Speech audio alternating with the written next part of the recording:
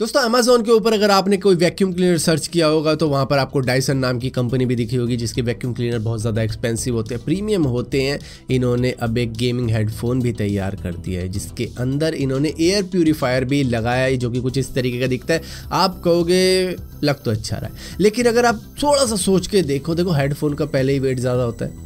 हाँ ठीक है, आप में कई सारे ऐसे होंगे जो उन्होंने एक्सपेंसिव यूज़ करे होंगे तो उनको इतना ज़्यादा वेट फील भी नहीं हुआ होगा, कंफर्टेबल लगा होगा, लेकिन इसके आगे भी कुछ लगा रखा है, उसका भी वेट होगा। चलो ये सारी बातें तो रही अलग, लेकिन इसकी ज़रूरत क्या है? गेमिंग करने वाला कोई रोड पे बैठ के तो गेमिंग करता नहीं, वो एक बंद कमरे में गेमिंग करता है, या फिर चलो एक ठीक ठाक कमरे में करता है, लेकिन करता तो घर के अंदर ही है ना। तो उसको एयर क्वालिटी का क्या इशू है? कोई रोड पे घूम रहा है, किसी हेलमेट में लगाते तो समझ में आता, लेकिन गेम खेलते वक्त किसी बंदे को एयर प्योरीफायर की ज़रूरत पड़े, ऐसा मुझे तो नहीं लगता। ऊपर से इसका प्राइस इतना है कि आप कहोगे अब तो बिल्कुल ही बेकार प्रोडक्ट है। $950 यानी कि ऑलमोस्ट 75,000 रुपये के आसपास में पड़ जाएगा ये इंडिया के अंदर आने पर। क्या पता उससे भी ज़्यादा एक्सपेंसिव हो। हालांकि एकदम वाहियात प्रोडक्ट लगा मुझे तो। क्या बना रहे यार ये? नेहरू प्लेस की पटरी पे बिकता है 15 रुपए का, ओखला में बनता है इंजेक्शन मोल्डिंग से। क्या बेच रहे तू?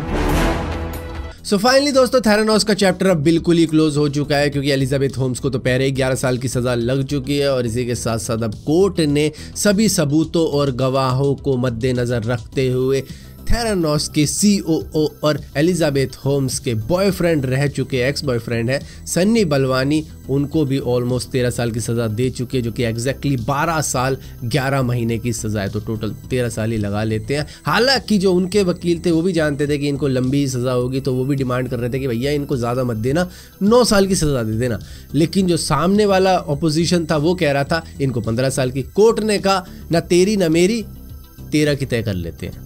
दोस्तों इंडिया के अंदर इस वक्त में एप्पल के प्रोडक्ट्स की मैन्युफैक्चरिंग विस्ट्रॉन करता है, फॉक्सकॉन करता है, पेगाट्रॉन करता है, लेकिन चाइना के अंदर इतना ज़्यादा लफड़ा चल रहा है कि फॉक्सकॉन की पूरे के पूरे कैंपस के अंदर प्रोटेस्ट चल रहा था, काफ़ी ज़्यादा दिक्कतें चल रही है, जिसकी वजह से एप्पल ने तय कर रखा है कि वो चाइना से निकलेगा, इंडिया की तरफ बढ़ेगा और वियतनाम की तरफ बढ़ेगा, जहां पर वो अपनी मैन्युफैक्चरिंग स्टार्ट करेगा ज़्यादा से ज़्यादा, ना कि चाइना पे पूरी तरीके से डिपेंडेंट हो जाए। तो यहां पर टाटा विस्ट्रॉन को खरीदने की सोच रहा है, जो कि आईफोन की असेंबली फैसिलिटी है इंडिया के अंदर, उसको 5,000 करोड़ रुपए में खरीदने की बातचीत चल रही है। हालांकि ये डील होगी नहीं होगी ये तो कंफर्म नहीं कहा जा सकता, और ये जो विस्ट्रॉन कंपनी है ताइवान की एक मैन्युफैक्चरिंग कंपनी है, इसको बाय करने की सोच रहा है, जो इंडिया के अंदर इसकी फैसिलिटी, पूरी कंपनी को नहीं बाय करने की सोच रहा है टाटा।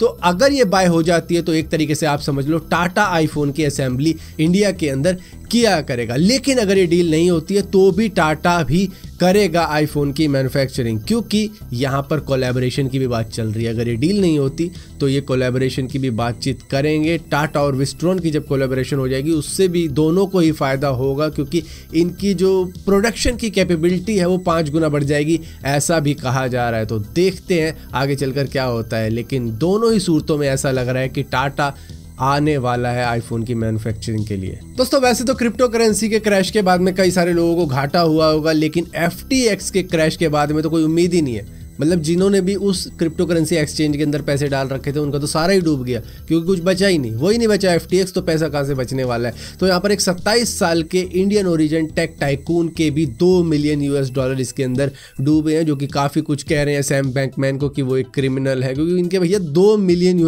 डूबे हैं। ये मैक्सिको और इंडिया के अंदर काम करते हैं, कई सारे बिजनेसेस हैं इनके इन दोनों ही कंट्रीज़ के अंदर। तो यहाँ पर तो इनका भारी भरकम नुकसान हुआ है, क्योंकि इन्होंने 2 मिलियन से भी ज़्यादा की वर्थ की क्रिप्टो करेंसी इस क्रिप्टो करेंसी एक्सचेंज के ऊपर छोड़ रखी थी। मैं तो अब इस इंसिडेंट के बाद में कहूँगा जिनके पास में बाइनेंस के अंदर भी डाल रखे हैं उन्होंने, वो भी सेफ़ नहीं है। वो भी अगर चाहे तो अगर लॉन्ग टर्म के लिए इन्वेस्टमेंट कर रखी है तो भैया किसी ऑफलाइन क्रिप्टो वॉलेट के अंदर सेव कर लो। और यहाँ पर दोस्तों ट्विटर का वेरिफिकेशन बैच जो $8 का मिल जाता था वो अब $11 का मिलेगा सिर्फ आईफोन यूजर्स को। ऐसा क्यों? क्योंकि भैया एप्पल का जो ऐप स्टोर है वो 30% कमीशन लेता है। अब इस चक्कर में उन्होंने क्या कर दिया है कि प्राइस ही $3 बढ़ा दिए कि चलो 30% अगर उधर जा भी रहा है तो हम जितना प्रॉफिट सोच के बैठे हुए हैं हमारा को उतना हो जाए। और इसी के साथ साथ ट्विटर के हेडक्वार्टर के अंदर किस तरीके के बेड बिछाए गए हैं वो कुछ इस तरीके के, सोफे भी हैं, बेड भी हैं, मतलब आराम की सुविधा रखी गई है, और वॉशिंग मशीन भी रखी गई है कि अगर जो बंदा सो जाता है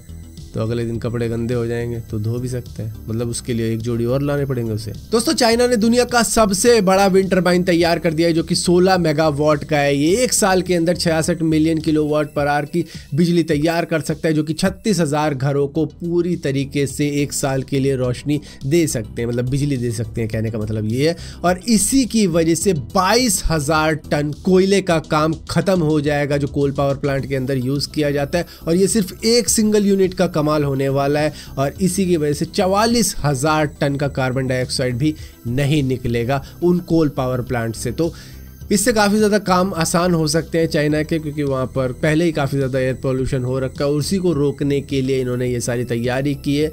और इस एक यूनिट का कमाल इतना है, तो जब कई सारी यूनिट लगाई जाएगी तो उनका काम ही 35 हो जाएगा।